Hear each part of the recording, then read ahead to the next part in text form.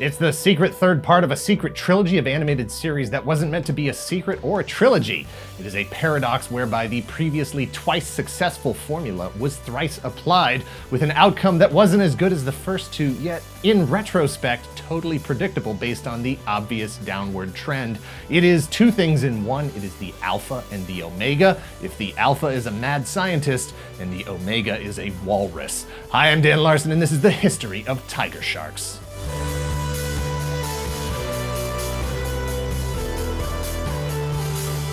Tiger Sharks is a 26-episode animated series from 1987 created by Arthur Rankin Jr. and Jules Bass, the Rankin and Bass of television production company Rankin Bass.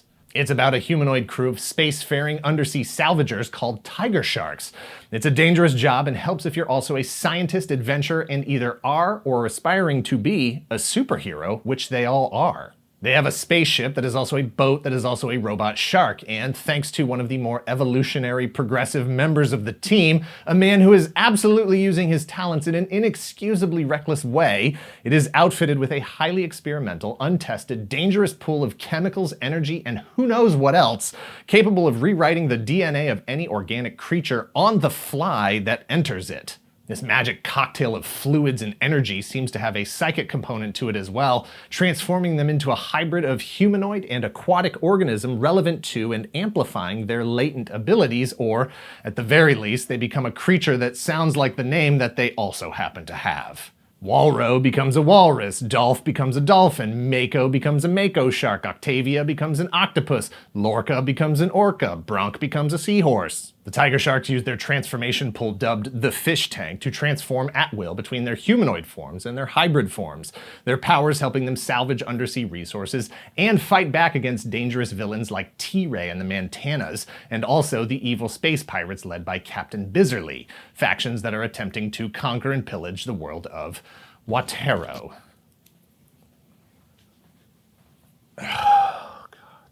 Tiger Sharks was the third part of a trilogy of Rankin Bass productions, along with ThunderCats in 1985 and SilverHawks in 1986. The trilogy was never promoted as such, and only with the benefit of hindsight can we look back and go, oh yeah, it's the classic land, space, sea trinity: cat aliens, robot space birds, and fish mutants.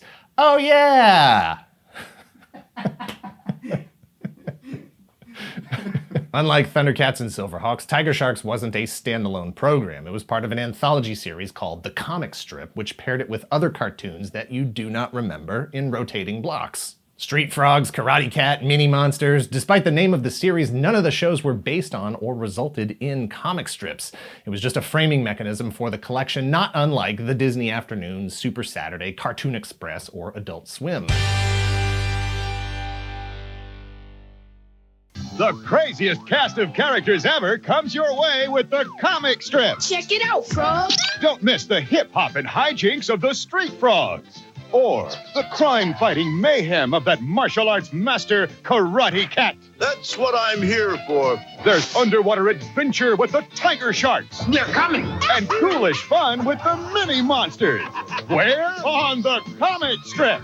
The Comic Strip, Sunday mornings at 8:30. There's no denying the similarities between ThunderCats, SilverHawks, and Tiger Sharks. Humanoid superhero cat creatures, humanoid superheroes with bird-themed cybernetic alterations, humanoid superhero undersea hybrid creatures, and also nearly the entire featured cast. Larry Kenney was the voice of Lion-O on ThunderCats, Bluegrass on SilverHawks, and Dolph on Tiger Sharks. Dolphins, by the way, are not sharks. Earl Hammond voiced Mumra on ThunderCats, Monstar on SilverHawks, and Walro on Tiger Sharks. Walruses, by the way, are not sharks. Bob McFadden played Snarf on ThunderCats, Commander Stargazer on SilverHawks, and probably Lorca on Tiger Sharks. No one knows for sure because the show has only been out for 33 years, and it's hard to know where to begin to solve that mystery. Peter Newman played Tiger on ThunderCats, Mumbo Jumbo on SilverHawks, and Mako on Tiger Sharks. Mako sharks are sharks, so put a point on the board for sharks. Attaboy, sharks, way to shark it up. Cats, hawks, and sharks, superheroes, superheroes, superheroes, fighting the forces of evil, all in service of the toy aisle at your local retailer. Tiger Sharks the Show was made to sell Tiger Sharks the toys, which were produced to promote Tiger Sharks the Show. In 1987, LJN, the same company that made the ThunderCats toys, released a series of 8 figures with a flippable head gimmick to play up the shape-changing nature of the hero characters. The flip-head gimmick allows the characters to have both of their forms from the show. The limitations of toy design and engineering also explain why the characters didn't have a more drastic change to their bodies on the show itself. Due to limited release quantities and a very short shelf life, the figures command a hefty price today on the secondary market, especially in the package. Loose figures are frequently incomplete as the flip head gimmick leads to the back and chest panels being lost. 5 hero characters and 3 villains were released, and that was it. Other figures, vehicles, and playsets were shown in the 1987 Toy Fair preview catalog, but none of those pieces made it into production. None of them were released. That said, technology and the work of some diligent, dedicated fans have made 3D prints of some unproduced characters available for purchase on eBay and other sites. Dragonstein, Grunt, Lump, they can all finally be a part of your TigerSharks collection. TigerSharks didn't get the widespread market saturation rollout that ThunderCats or SilverHawks did. You might find a TigerSharks lunchbox if you're lucky, but don't look for a comic book or video game or roleplay items or underoos or really anything else. TigerSharks didn't make much of a splash when it was originally aired and hasn't been given much of a chance since.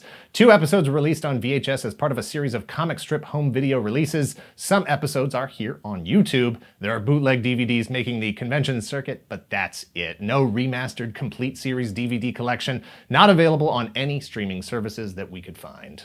TigerSharks doesn't have the same pop culture legacy that its trilogy mates have. In fact, it's a steep decline after ThunderCats. ThunderCats produced 130 episodes over 4 seasons, SilverHawks 65 episodes for 1 season, TigerSharks 26 episodes. ThunderCats has been rebooted twice with multiple action figure lines, and still the fans clamor for more. SilverHawks is still remembered, if not demanded. TigerSharks is the 3rd series. The last time we saw the Sharks was very briefly on a screen in an episode of the ThunderCats first reboot in 2011. Some humanoid aquatic creatures were displayed near a picture of Monstar from SilverHawks, suggesting for the first time that all 3 did actually take place in the same universe and that there could possibly be involvement by those properties in the future had there been a future. The new future looks a lot like the past for TigerSharks: obscurity. Rankin shut down the production company in 1987, the same year TigerSharks aired. As of 1989, the rights belonged to Warner Brothers Animation. At best, they could come back if, and only if, their 2 trilogy partners were brought back successfully first. Warner Brothers would want to see that TigerSharks would continue the growth of a brand and not be, once again, a forgotten chapter. Thanks for watching. Please hit like, hit subscribe if you're not already a subscriber already. Thank you very much to those of you who already are. If you're in the position to help the channel grow, please visit our Patreon at patreon.com/toygalaxy. Please share this video and let us know in the comments down below what your latent humanoid marine life combo form would be. A quick Google search for Danfish reveals that the Danfish International Fishing Industry Trade Show in Denmark, taking place October 13th, 14th, and 15th. Spaces are filling up fast, so reserve your tickets today. Will do. Okay.